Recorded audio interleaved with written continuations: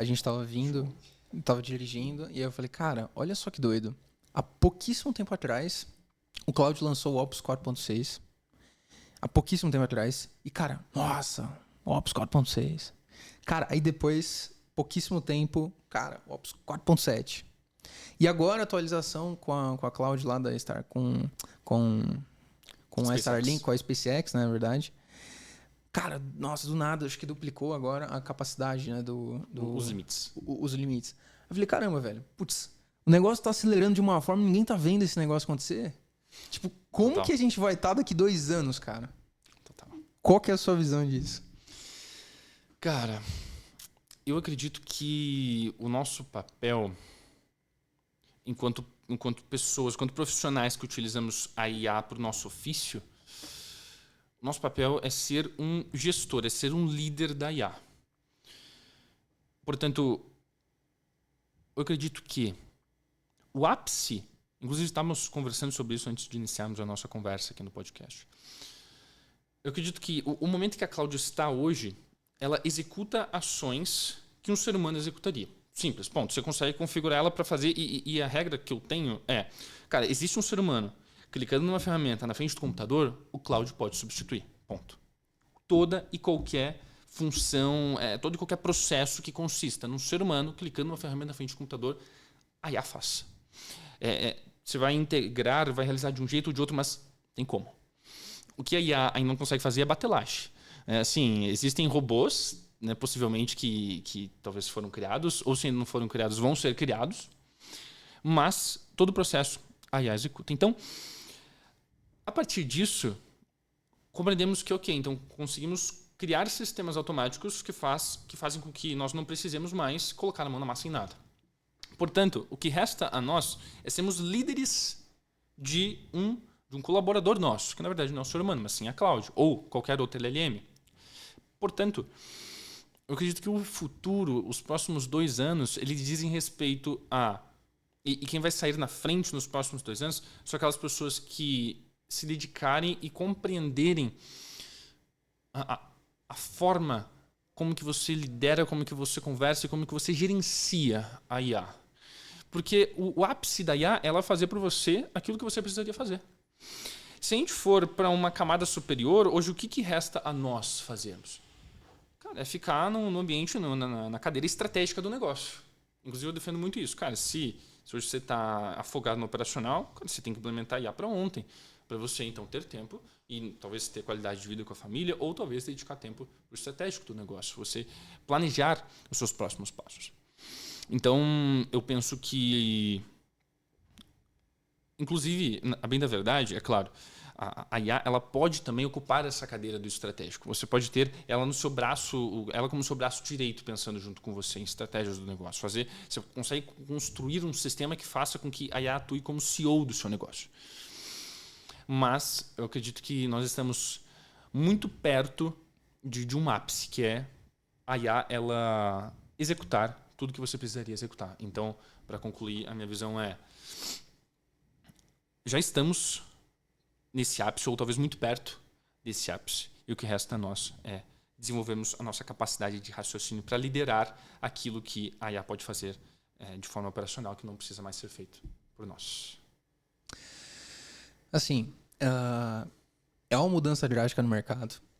E em quanto tempo, na sua visão, você acha que isso pode literalmente se enraizar pela maior parte da população? Eu tô falando isso porque eu sei que hoje tem países, por exemplo, que estão 100 anos atrasados, com infraestrutura, em saneamento e tudo. Então, apesar da gente estar num ápice e tudo mais, dizer que, por exemplo, todo mundo vai alcançar o ápice é muito difícil.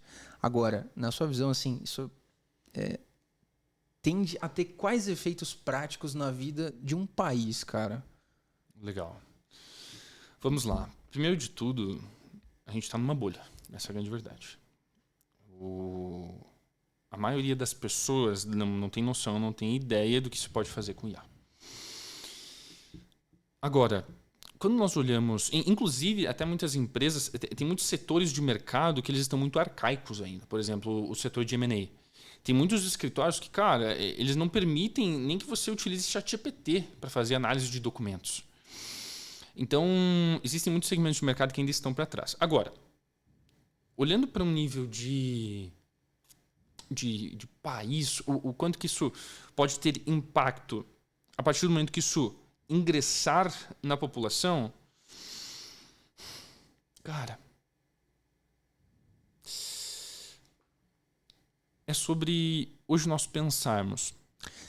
A sensação que eu tenho, desculpa de interromper, mas Claro. a sensação que eu tenho é sentar literalmente sentar na cadeira, botar o pé pra cima e, cara, tocando devagar e aproveitando e dando valor a realmente, acho que a coisas diferentes, né? Como, por exemplo, você se dedicar a fazer uma coisa literalmente que você gosta, viajar, enfim. Perfeito. Só que é aquela coisa, assim, a gente tem uma baita máquina agora. E o que eu penso é que a gente consegue fazer coisas grandes com isso. Perfeito. Que a gente não consegue enxergar. Porque é aquele pontinho que tá no nariz, aquela coisa que tá na nuca, e a gente não sabe ainda o efeito disso. E a gente pode ficar aqui conversando, assim, falando bastante desse âmbito mais filosófico. Mas voltando um pouquinho pro âmbito mais técnico, assim, falando especificamente pro cara que é infoprodutor, o cara que mexe com esse mercado de lançamentos, por exemplo. Cara, qual que é, assim, os ajustes principais que esse cara tem que começar a fazer para ontem, que hoje se ele não fizer, a equipe dele hoje já está desatualizada, por exemplo. Perfeito. Se ele tá, mesmo que ele esteja vendendo bastante, mesmo que ele tenha lucrando bastante, que ajustes técnicos na sua visão? Legal. O primeiro passo de todos é sobre você compreender o que você faz hoje de forma manual. Ponto. Começa por aqui. Cara, documentar todos os seus processos. Você tem os processos documentados? E eu sei que a maioria dos negócios não tem seus processos documentados. Mas começa por aqui. Quais são as atividades que eu executo hoje que tomam mais tempo meu no operacional? Ok, então escrever copy, configurar a sequência de e-mails, fazer otimizações de campanhas e por aí vai. Então, o primeiro passo é você listar tudo aquilo que mais toma seu tempo no operacional. Listou tudo aquilo que mais toma tempo seu no operacional? E é claro, estou falando aqui de processos, mas também a gente pode olhar pela viés de ferramentas. Porque hoje, e abrindo um parênteses aqui nesse assunto, quando nós falamos de ferramentas ActiveCampaign, você tem Academy, Typeform, cara, não tem mais necessidade nenhuma de você ter ferramentas como essa. Você pode criar com Cloud Code ou com qualquer outra LLM, né?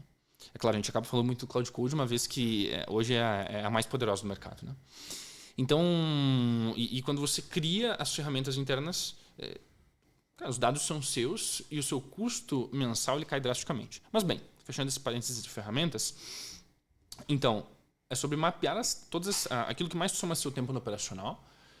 Uma vez que você mapeou, documentar o processo de cada uma dessas coisas. Documentou o processo de cada uma dessas coisas, vê as ferramentas que estão envolvidas.